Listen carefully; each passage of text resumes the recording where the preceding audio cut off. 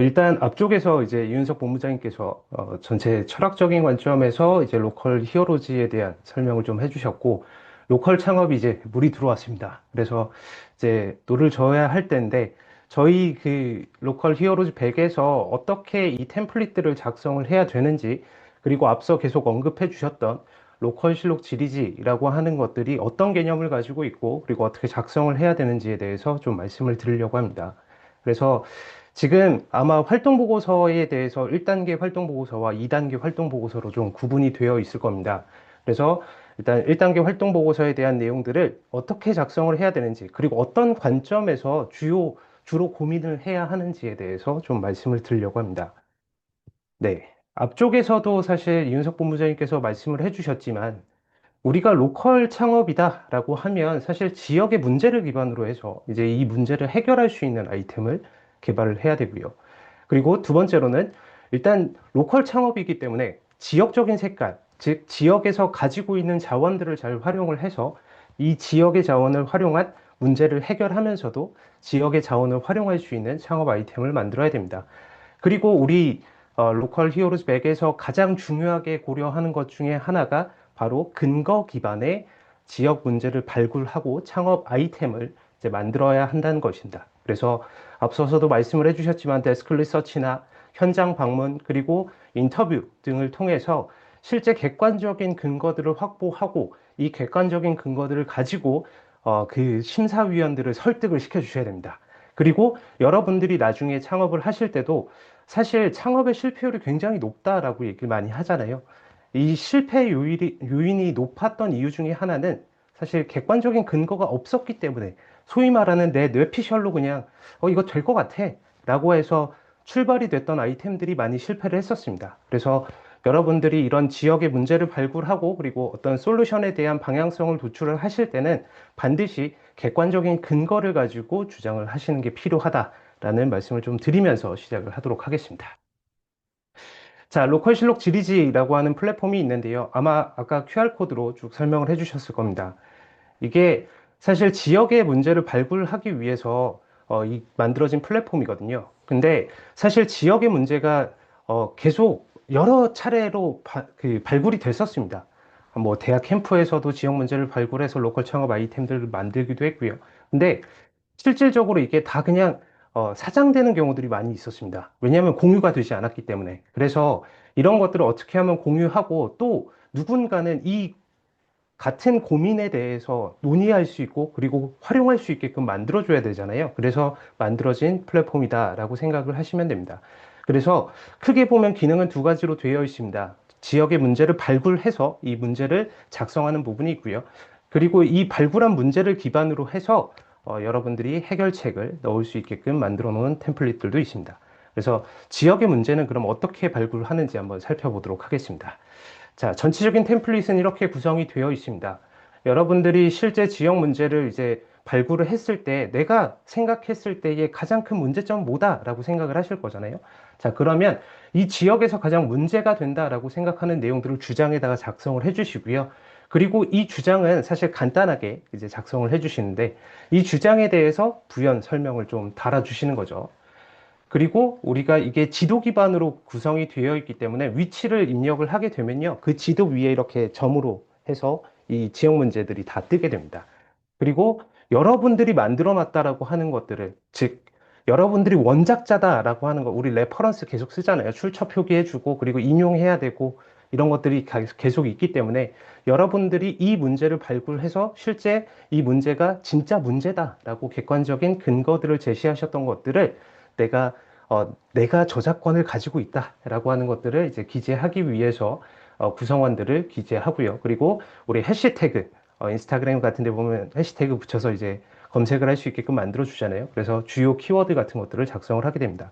근데 사실 여기서 내용을 작성을 하는 것도 물론 중요하긴 하지만 자, 이 주장과 부연 설명을 이제 입증할 수 있는 객관적인 근거들을 작성을 해 주셔야 됩니다. 이 객관적인 근거를 작성을 하실 때는요, 나는 뉴스를 보고 했어. 나는 어디 뭐 이렇게 레포트를 보고 했어. 어디 보고서를 보고 했어. 라고 하면 이 근거들을 다 작성을 해 주시고 거기에 대한 출처를 남겨주시면 됩니다.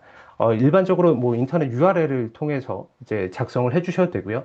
아니면 내가 직접 인터뷰를 했거나 아니면 뭔가 지금 인터넷에 나와 있진 않지만 공유할 수 있는 자료다라고 하면 직접 파일을 업로드 해주셔도 됩니다. 그래서 여러분들이 직접 발굴한 문제점에 대해서 부연 설명해 주시고 각각의 객관적인 근거를 작성을 하게 된다라고 보시면 됩니다. 자, 우리 사업 계획서의 가장 기본적인 구조들을 한번 살펴보면서 우리가 단계적으로 봤을 때 1단계 활동 보고서와 2단계 활동 보고서가 어떻게 구성되어 있는지 좀 설명을 드리도록 하겠습니다. 일단 사업 계획서의 가장 기본적인 구조는 PSST로 구성이 되어 있습니다. 이 사업 계획서 같은 경우에는 사실 중기부에서도 많이 활용을 하고 있는 사업 계획서 툴인데요. 자, 이 사업 계획서 같은 경우에는 문제 중심으로 작성을 하게 되어 있습니다. 여러분들이 어떤 보고서를 쓰시더라도 앞쪽에서 배경 및 필요성 또는 문제 의식을 제시를 하고 그래서 우리는 이 솔루션이 필요합니다. 그래서 이 솔루션을 우리가 실행시키기 위해서는 이런 스케일업 전략과 우리 팀의 역량을 발현하겠다라고 하는 부분을 이제 사업계획서에 일반적으로 작성을 하게 되는데요. 우리가 1단계에 초점을 맞춰야 되는 건 문제, 고객을 이해하는 단계에 초점을 맞춘다라고 보시면 됩니다. 실제 고객들이 이런 문제점들을 겪고 있는지, 지역에서 실제로 이런 문제점들이 발생을 하고 있는지를 검증을 해서 1단계 활동 보고서를 작성을 해주시면 되고요. 자, 2단계 활동 보고서에서는 그 문제를 기반으로 해서 그러면 이 문제를 해결할 수 있는 솔루션은 뭔지 PSF 관점에서 고객의 어떤 문제와 니즈를 반영을 해서 구체적인 솔루션들을 도출한다. 앞서 설명해 주셨던 MVP 형태로 좀 도출한다라고 보시면 될 것 같습니다. 그래서 템플릿에 대해서 제가 쭉 내용을 설명을 드리면서 추가적으로 중간중간에 아마 템플릿이 나올 겁니다. 여러분들이 작성하셔야 되는 내용들을 어떤 관점에서 작성을 해야 되는지 쭉 설명을 드릴 거예요. 자, 일단 1단계 활동 보고서의 맨 앞에 보면요. 문제를 분석을 하는 이제 양식이 주어져 있습니다. 그래서 내가 생각했을 때의 문제를 요약을 하고요. 그 다음에 우리가 생각하는 고객군에 대해서 정의를 해 주셔야 됩니다. 사실 이 고객군이라고 하는 건요. 특히나 로컬 창업에서는 그냥 단순히 소비자일 수도 있지만 소비자뿐만 아니라 지역의 이해관계자들과 연계를 해야 되기도 하고요. 그리고 정책을 하는 지자체 관계자 또는 공공기관에 소속되어 있는 사람들과 같이 뭔가 논의를 하거나 이해관계자 전략을 짜거나 아니면 그들이 고객이 되는 경우들도 있습니다. 그래서 이렇게 고객군과 고객에 대한 특성들을 작성을 해주시고요. 자, 문제 정의하고 그리고 지역 문제의 연관성 그리고 밑에 보면 기존 해결 방법에 대해서 분석을 한다라고 되어 있습니다. 우리가 보통 사업계획서를 작성을 하게 되면 경쟁사 분석이라고 하잖아요. 근데 이렇게 경쟁사 분석을 하는 것도 방법이긴 하지만 기존에 이런 문제점들이 있었을 때 어떻게 해결을 해 왔었는지 이런 부분들을 좀 작성을 해 주신다라고 보시면 될 것 같습니다. 그래서 1단계 활동 보고서에서는 앞서도 이제 최영숙 교수님이 말씀하셨던 것처럼 로컬 실록 지리지의 문제를 이제 5개 이제 올려놓으시고 이 URL을 여기다 입력을 해주시면 됩니다. 그러면 이런 문제를 기반으로 해서 우리가 추후에 어떤 아이템들을 도출하게 된다라고 보시면 될 것 같습니다. 자, 그러면 이렇게 문제를 발굴했을 때, 뭐 1단계에서도 사실 문제에만 완전히 몰입하는 건 아니고요. 아이디어에 대한 아주 개략적인 내용들이 포함이 되어 있습니다. 근데 보통 로컬에 대한 문제점들 또는 일반적인 창업에서도 마찬가지입니다. 문제점을 발굴하고 나서 그 다음에 솔루션을 작성하라라고 하면 굉장히 여러 가지의 솔루션들을 막 넣어 놓는 경우들이 있습니다. 근데 뒤쪽에 보면 실제 얼마나 자주 발생하는지 발생 빈도 같은 것들도 이제 작성을 하게끔 되어 있거든요. 그 이유가 뭐냐면 사실 우리가 좋은 기술을 개발하기 위한 것도 아니고요. 좋은 제품을 만들기 위한 것도 아닙니다. 우리는 결국에는 고객들이 필요한 제품들을 만들어내기 위해서 이 사업 계획서를 작성을 하게 되고 창업 아이템을 도출을 하게 될 거거든요. 자, 그렇다면 고객들이 느끼고 있는 심각한 문제와 그리고 많은 사람들, 발생 빈도가 높은 문제에 초점을 맞춰서 해결할 만한 가치가 있는 문제점을 이제 발굴해서 작성을 하시는 게 제일 좋습니다. 그래서 다양한 다목적의 뭐 이런 아이템보다는 조금 더 우리가 집중해야 되는 문제점들을 발굴하고 이거에 대해서 집중적으로 솔루션이나 문제점들을 발굴하는 것이 더 적절하다라고 보시면 될 것 같습니다. 그래서 지금 앞쪽에서도 말씀을 하셨지만 사실 이런 문제점을 발굴할 때 설문지를 쓰시는 경우들이 좀 있긴 한데요. 사실 설문지로 뭐 뭔가의 문제점을 도출을 했을 때는 내가 생각한 틀 안에서의 답만 이제 뽑아낼 수가 있습니다. 정량적으로 이제 뭐 4.5점이 얼마나 높은지 뭐 비교군도 없기 때문에 사실 설문지의 방법보다는 직접 현장에 가서 관찰하고 그리고 직접 인터뷰를 통해서 인사이트를 뽑아내는 방법들을 활용을 하고 있습니다. 결국에 이 솔루션이라고 하는 것도 마찬가지로 내가 그냥 만들어내는 것이 아니라 결국에는 고객들이 요구하는 솔루션을 도출하는 것들이 필요하기 때문에 결국에는 고객에게서 답을 찾아야 된다라고 보시면 될 것 같습니다. 자, 근데 이렇게 인터뷰를 진행을 하다 보면 문제점들이 좀 있습니다.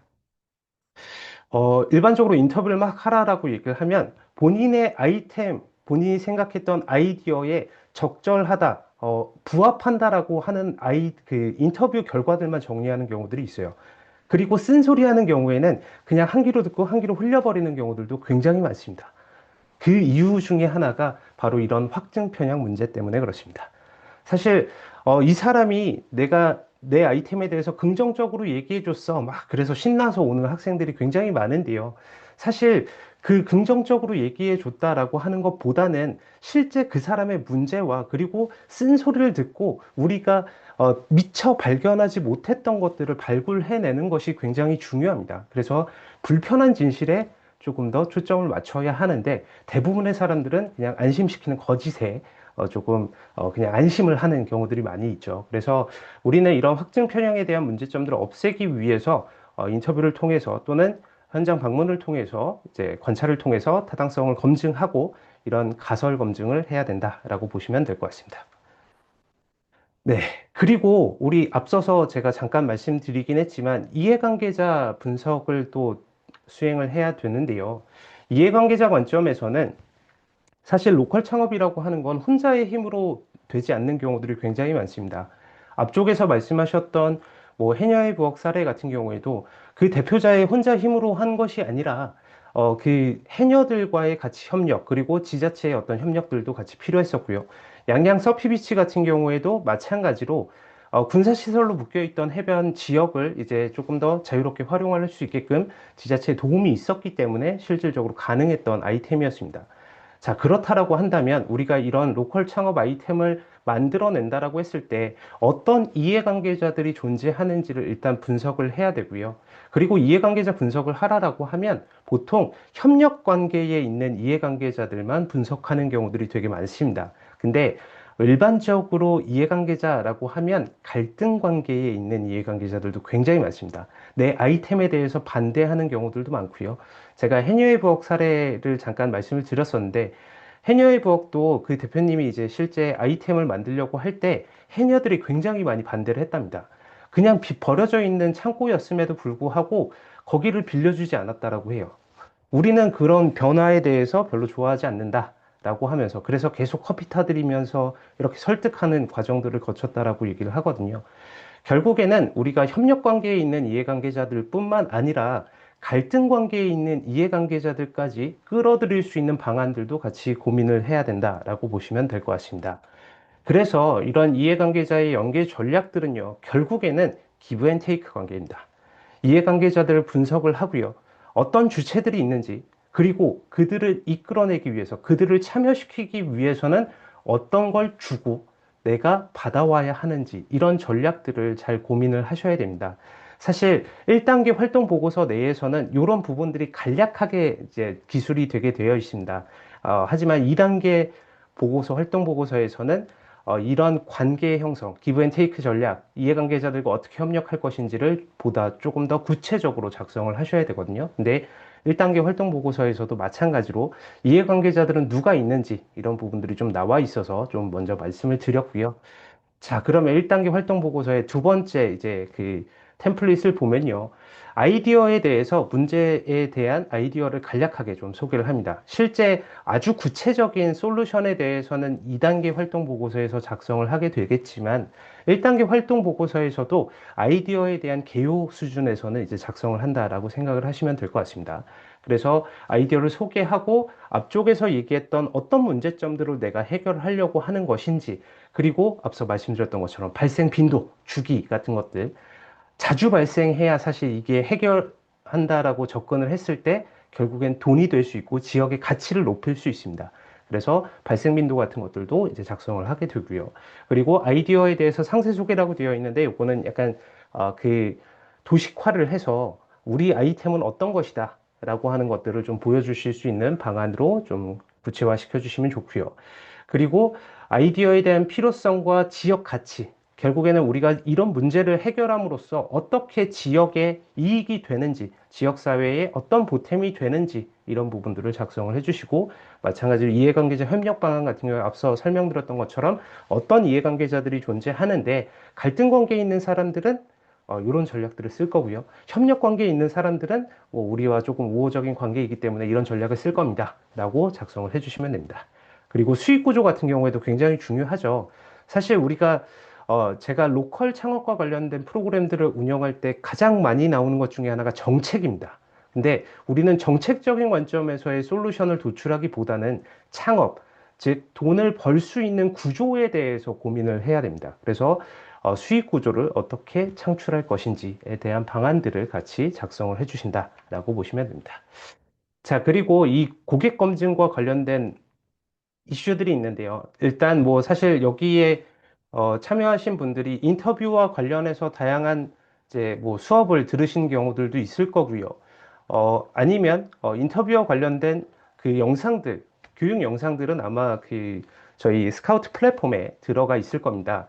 제가 이 짧은 시간 안에 그걸 다 설명을 드리기는 조금 어려워서 그 인터뷰에 대한 구체적인 방법이라든가 어떻게 가설을 수립해야 되는지에 대한 것들은 조금 더 추가적인 온라인 학습을 통해서 좀 파악을 하셨으면 좋겠고요. 다만 이 템플릿이 왜 이렇게 만들어졌는지에 대한 방향성에 대해서만 좀 설명을 드리도록 하겠습니다. 일단은 우리가 인터뷰를 한다라고 하는 건 고객이 겪고 있는 문제, 지역에서 발생하고 있는 문제가 진짜 문제다라고 하는 것들을 객관적으로 검증하기 위해서 인터뷰를 진행을 하게 됩니다. 근데 우리가 일반적으로 어떤 가설을 수립한다라는 표현을 많이 쓰잖아요. 뭐 연구를 할 때도 가설을 수립한다라고 하고, 그리고 우리 비즈니스 모델이나 어떤 아이템들을 만들어냈을 때 소위 말하는 뇌피셜로 만들었기 때문에 가설에 불과합니다. 이게 반드시 통용될 것이냐, 이 문제가 진짜로 발생하고 있느냐에 대한 것들은 아직 검증되지 않은 것이죠. 그래서 가설이라는 표현을 쓰게 되고요. 자, 이 가설을 기반으로 해서 우리가 실제 관찰도 하고, 그리고 지역 방문도 하고, 그리고 인터뷰를 통해서 검증을 하게 됩니다. 근데, 검증을 했더니 내가 세웠던 가설이 아니야.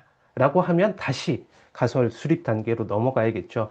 이게 일반적인 스티브 블랭크의 고객 개발 방법론이라고 보시면 될 것 같습니다. 그래서 가설을 검증을 했을 때 가설이 내가 주장했던 가설이 객관적으로 검증되지 않는다라고 하면 다시 가설을 수립하는 단계 또는 비즈니스 아이디어 단계로 넘어가서 또는 문제 단계로 다시 넘어가서 다시 한번 가설을 검증하는 과정들을 반복하게 된다라고 보시면 될 것 같습니다.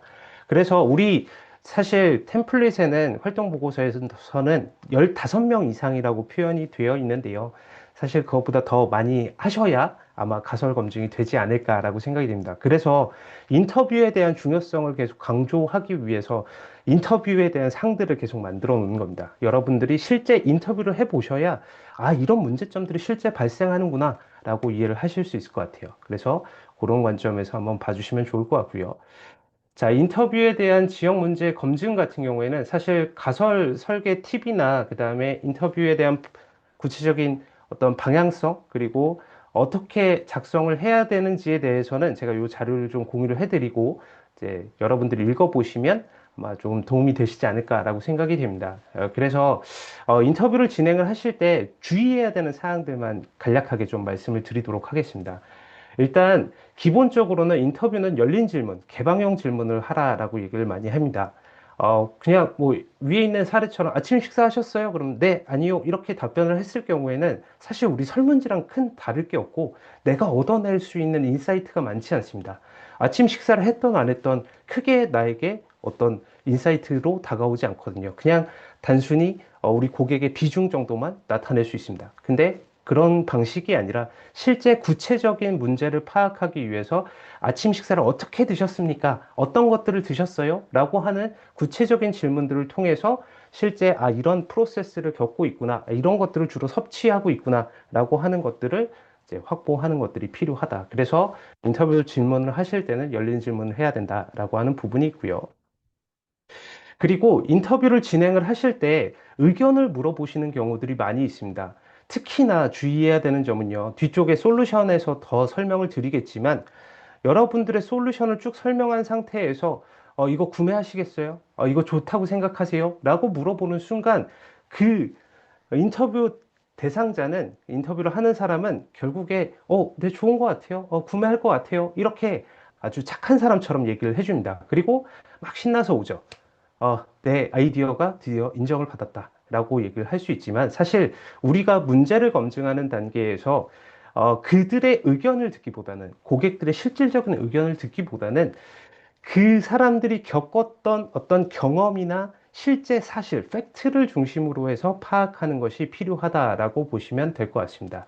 그래서 단순히 그냥 고객들에게 어떤 의견을 물어보기보다는, 고객들이 실제 그 문제 상황에서 어떤 행동들을 했었는지, 그리고 어떤 것들을 주로 활용을 했었는지, 우리 대체제, 기존 제품, 기존 서비스라는 표현을 많이 쓰는데, 기존에는 어떤 방식으로 이 문제를 해결해 왔었는지에 대한 부분들을 좀 집중적으로 물어보고 실제 경험들을 듣고 온다라고 보시면 될 것 같습니다.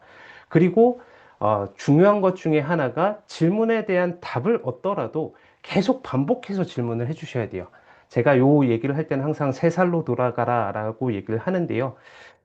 계속 왜요? 라는 질문과, 그리고 구체적으로 좀 설명해 주세요 라고 하는 내용으로 질문을 해 주셔야 돼요. 근데 뭐, 당연히 그냥 왜요? 라고 하면 되게 공격적으로 다가올 수 있기 때문에 조금 더 부드럽게, 어떤 방식, 왜 그렇게 생각을 하셨는지 조금만 더 구체적으로 설명해 주실 수 있으실까요? 뭐, 이렇게 이제 풀어서 좀 설명을 물어봐 주시면, 실제 질문에 대해서 그 고객들이 가지고 있었던 경험들을 조금 더 구체적이고 실제 사실에 기반해서 설명을 해준다. 그리고 제가 예상하지 못했던 답변들이 나오는 경우들이 굉장히 많습니다.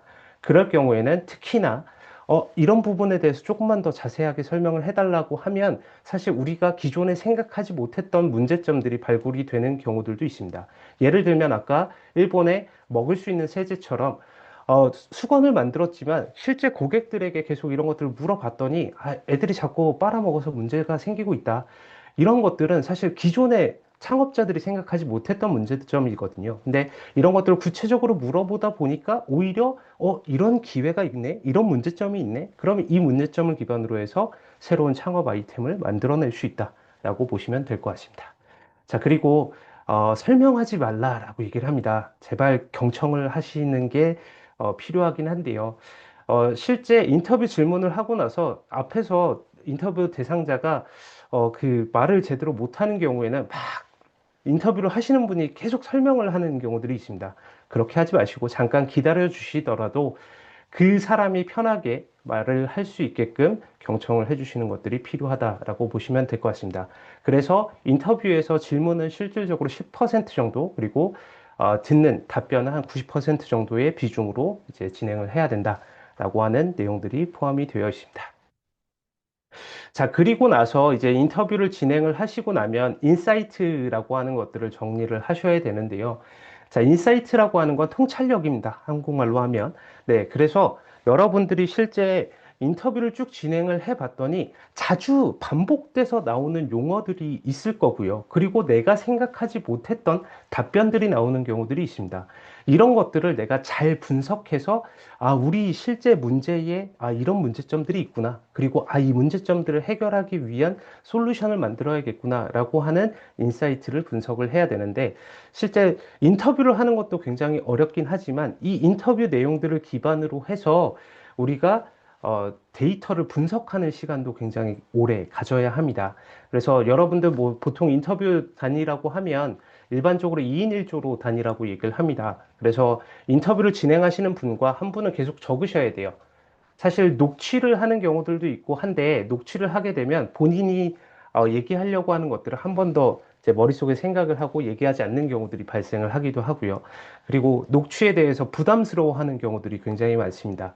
그래서 오히려 인터뷰를 거절하는 경우들도 많이 발생을 하기 때문에, 그 방식보다는 2인 1조로 다니면서 한 명은 인터뷰에 집중하고 한 명은 적는 데에 조금 더 인사이트 내용이나 인터뷰의 전반적인 내용들을 정리하는 데에 이제 초점을 맞춰주시면 되는데 이런 지역 문제를 검증을 하는 데 있어서도 마찬가지로 이 인터뷰 방법론들을 적용을 해서 그 데이터를 분석을 하셔야 된다라고 보시면 될 것 같습니다.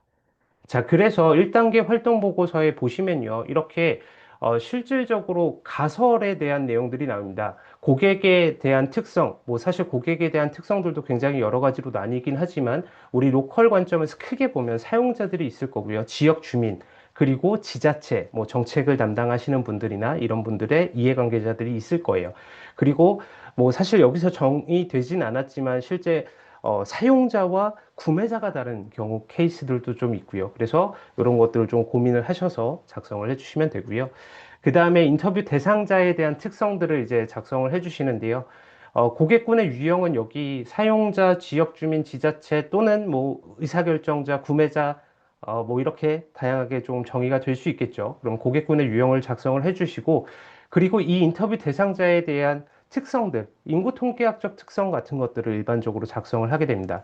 예를 들면 내가 B2G, 그러니까 정부를 대상으로 어떤 아이템을 만들겠다라고 하면 그 사람이 어디 소속이고 얼마나 근무를 했고 이런 것들이 굉장히 중요하겠죠. 그래서 우리 아이템 또는 우리 문제를 발굴하는 관점에 있어서 중요하다라고 생각하는 인터뷰 대상자의 어떤 특성들을 작성을 해주시면 된다라고 보시면 됩니다.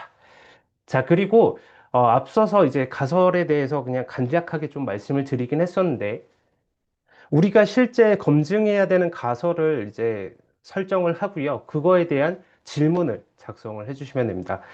인터뷰에 대한 꼬리 질문은 당연히 즉흥적으로 하는 경우들도 많이 있지만 큰 맥락상에 있어서 어떤 질문들을 해야 되는지는 여기다가 인터뷰 내용에다가 작성을 해주셔야 된다라고 보시면 됩니다.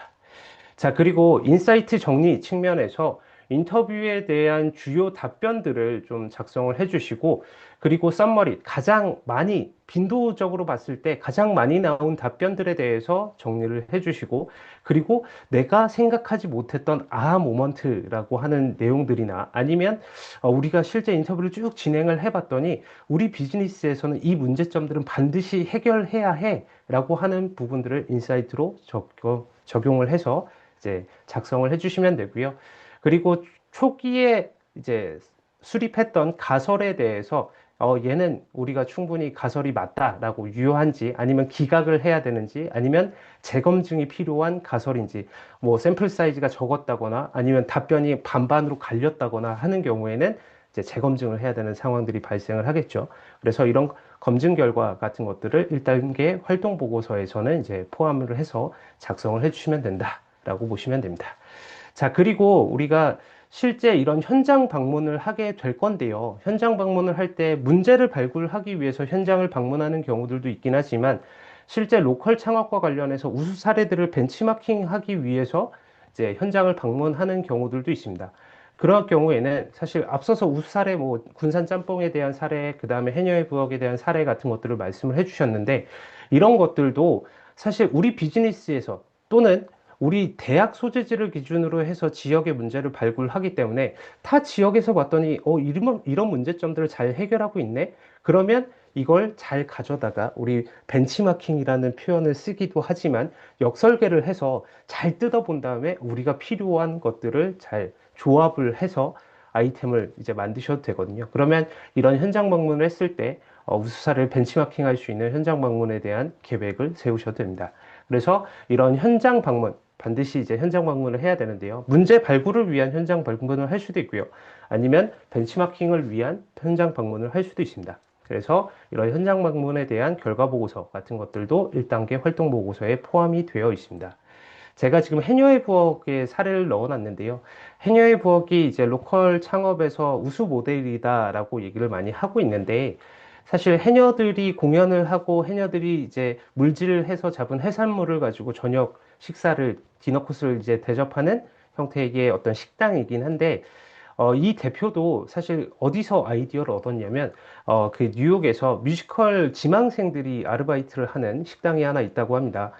이 아르바이트를 하다가 갑자기 음악이 나오면 탁자 위로 올라가서 이제 공연을 하는 경우들이 있는데, 이런 것들을 이제 힌트를 얻어서 해녀의 부엌이라는 아이템을 만들었다라는 인터뷰 결과들이 좀 있습니다. 그래서 이런 식으로 우리가 벤치마킹 할 수 있는 것들, 역설계를 할 수 있는 것들은 최대한 역설계를 해서 솔루션을 도출하는 것이 더 쉽겠죠. 아무래도 접근하기가. 그래서 이런 요인들을 방문할 수 있다.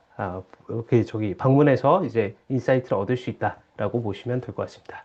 그래서 1단계 활동 보고서 같은 경우에는 앞서서 말씀드렸지만 문제에 초점을 맞춰서 실제 지역에서 이런 문제가 발생하고 있는지에 조금 더 초점을 맞추는 어떤 보고서라고 보시면 될 것 같고요. 자, 2단계 활동 보고서부터는 실질적으로 우리가 발굴했던 문제를 가지고 해결할 수 있는 솔루션을 검증을 한다라고 보시면 됩니다. 자, 그래서 지역의 자원을 활용을 해야 된다라고 하는데요. 지역의 자원들은 어떤 것들이 있는지 한번 살펴보도록 하겠습니다. 뭐 사실 지역의 자원은 굉장히 많습니다.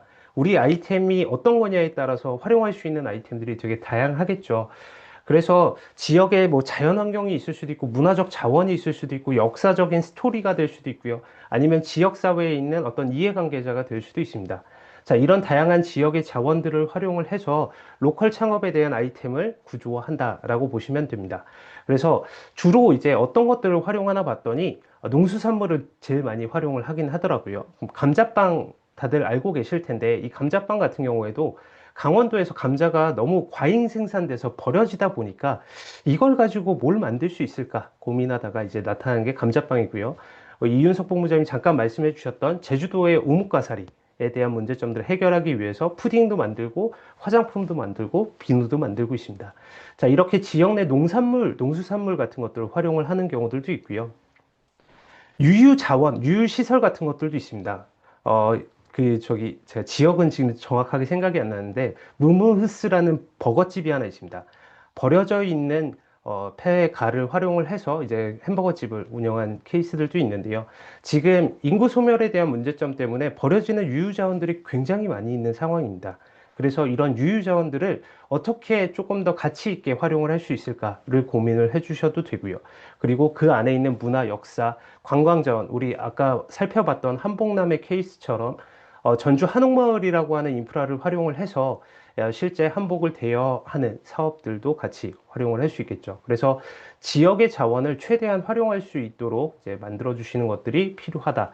그래서 앞서서 발굴했던 문제점들을 기반으로 해서 지역의 자원을 어떻게 활용할 것인지 이 스케일업 관점, 즉 실제 창업 아이템을 구체화하는 관점에서 좀 고민을 해주시면 좋을 것 같고요.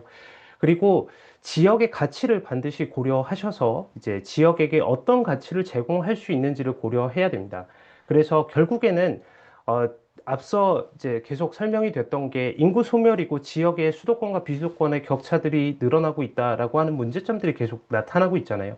그러면 우리는 로컬 창업을 통해서 결국에는 어떤 지역 간의 격차를 줄이고 인구 소멸을 좀 방지할 수 있는 방안들, 그리고 거기에 정주하는 뭐 인구를 확보하진 못하더라도 관광객들을 유치한다든가 아니면 계속적으로 유입될 수 있는 인구들을 늘려서 이 지역을 활성화시킬 수 있는 방안들도 같이 고민을 해 주셔야 됩니다. 자, 그리고 대체제라는 표현들이 나오게 되는데요. 기존에는 우리가 어떤 방식으로 해결을 했었는지를 이제 검증을 하게 됩니다. 그러면 우리의 지역 문제를 가지고 우리가 고객이 가지고 있는 문제점들을 가지고 해결했던 케이스들을 한번 살펴보고요. 이 실제 그 기존의 대체제들이 이 지역의 문제 또는 고객들이 가지고 있는 문제점들을 해결하지 못한다라고 하는 것들도 여기다 작성을 해 주셔야 됩니다.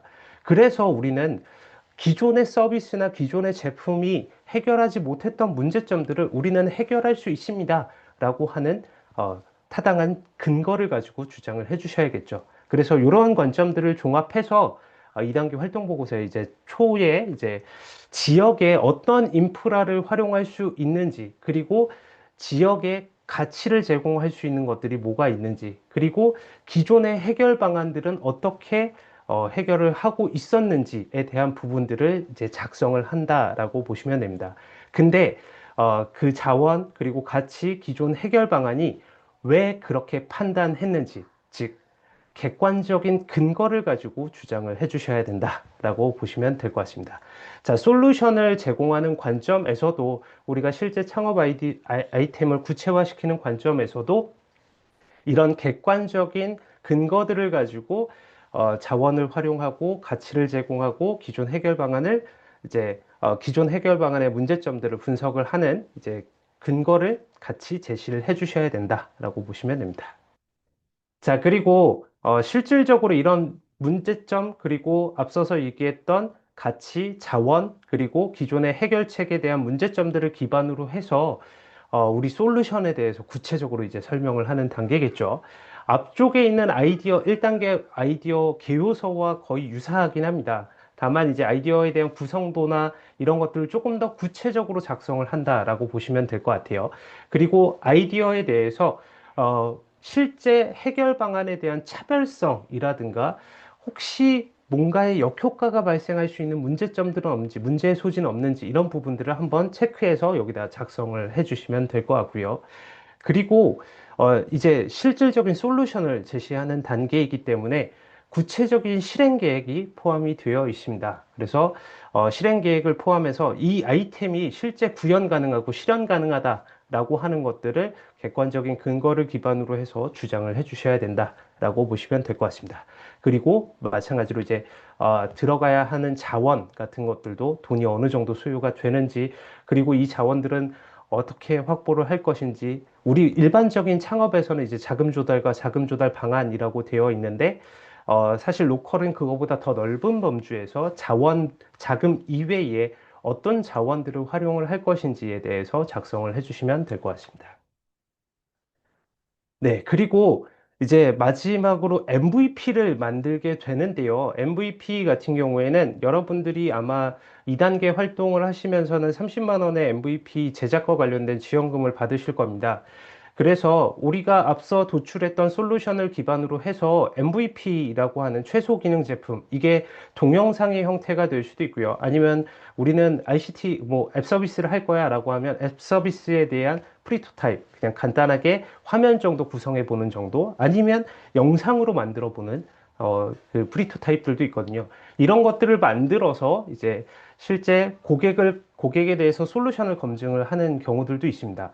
근데 우리가 솔루션을 검증을 할 때는 반드시 주의해야 되는 점이 하나 있는데요. MVP에 대한 것들은 여기 지금 오른쪽 위에 나와 있는 저 사이트들을 들어가면 목업이나 웹 앱 같은 경우에는 어떻게 만들어야 되는지 이런 것들을 만들 수 있는 이제 도구들을 같이 지원을 하고 있습니다. 자, 이런 MVP를 기반으로 해서 솔루션에 대해서 검증을 하는 게 이제 또 들어가 있는데요. 앞쪽에서는 문제 발굴에 초점을 맞춰서 인터뷰를 진행했다라고 하면 뒤쪽에서는 솔루션에 대한 관점에서 인터뷰를 진행한다라고 보시면 될 것 같습니다. 그런데 처음부터 앞에 만들었던 MVP를 딱 보여주면서 이거 어떠세요? 라고 질문을 하게 되면 당연히 그 아이템에 집중을 해서 답변을 할 수밖에 없습니다. 그래서 처음부터 이 프리토타입을 보여주는 것이 아니라 실제 고객들이 그런 문제 상황에서 어떤 방식으로 해결을 해왔고 어떤 게 문제였고 그리고 어떤 방식으로 해결을 해야 할 것 같은지, 그래서 이런 것들을 먼저 물어본 다음에 그러면 이런 프리토타입을 보여주면서 이런 제품이 있다라고 하면 어떨 것 같은지에 대해서, 자, 지금 밑에 나와 있는 거 보면 네 번째 단계에서 이제 프리토타입을 제시하는 걸로 나와 있죠. 네, 그래서 첫 번째, 두 번째, 세 번째 같은 경우에는 기존에 그러면 어떤 방식으로 해결을 했었는지 이 문제 상황을 극복하기 위해서 고객의 니즈를 충족시키기 위해서 기존에는 어떤 방식으로 해결을 했었는지를 먼저 물어보고요. 그 다음에 우리의 솔루션인 MVP를 보여주면서 의견을 물어본다라고 보시면 될 것 같습니다. 그래서 2단계 활동 보고서에서도 마찬가지로 앞쪽에서 나왔던 것처럼 이렇게 행동에 대해서 행동 패턴 가설을 수립하고 인터뷰 계획을 수립하고 그 다음에 인터뷰 질문지를 뽑고 그리고 인터뷰에 대한 결과들을 정리를 하는 부분들이 있는데 앞쪽과 뒤쪽의 템플릿은 똑같습니다. 다만 앞쪽에서는 문제에 초점을 맞추고요. 뒤쪽에서는 솔루션을 검증을 하는 데 초점을 맞춘다라고 보시면 될 것 같습니다. 자, 그리고 MVP에 대한 제작 보고서 같은 것들도 만들게 되는데요. 지금 MVP는 앞서 얘기했던 프리토타입과 같은 개념입니다. 그래서 이런 MVP를 왜 만들려고 하는지, 그리고 기존의 어떤 문제점들과 해결 방안에 대해서 작성을 하시고, MVP에 대한 핵심 기능과 이미지들을 삽입해서 이렇게 보고서 형태로 만들어서 주시면 될 것 같습니다. 자, 그리고 현장 방문도 마찬가지로 포함이 되어 있습니다. 앞서서 얘기했던 것처럼 동일한 템플릿은 앞쪽은 문제, 뒤쪽은 솔루션에 초점을 맞춘다라고 보시면 될 것 같고요. 그리고 또 하나 나오는 게 이제 요걸로 그냥 가름해서 설명을 드리도록 하겠습니다. 여러분들 아마 비즈니스 모델 캔버스는 많이 보셨을 것 같아요. 비즈니스 모델 캔버스를 약간 변형을 해서 이제 로컬 아이템에 초점을 맞추는 로컬 임팩트를 작성을 할 수 있게끔 만들어 놓은 이제 비즈니스 모델의 확장 버전이라고 보시면 될 것 같습니다. 그래서 빨간색으로 표시가 되어 있는 게 일반적인 비즈니스 모델 캔버스와 다른 내용입니다.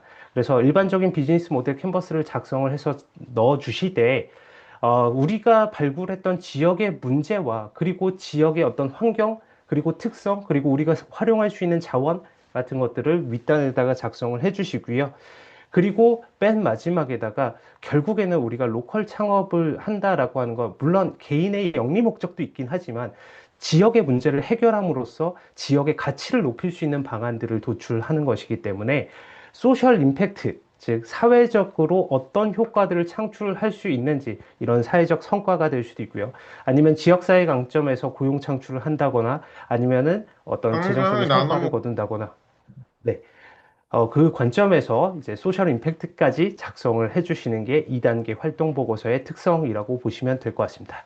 네, 그래서 앞서서 쭉 이제 1단계 활동 보고서와 2단계 활동 보고서에 대한 특성들을 좀 쭉 설명을 드렸는데 어, 템플릿을 보시면 아마 조금 직관적으로 이해하실 수 있게끔 가이드라인이 작성이 되어 있습니다. 그 가이드라인을 기반으로 해서 작성을 해주시면 될 것 같고 잊지 마셔야 되는 건 우리 계속 강조해서 설명을 드리지만 1단계는 문제 발굴에 조금 더 초점을 두시고요.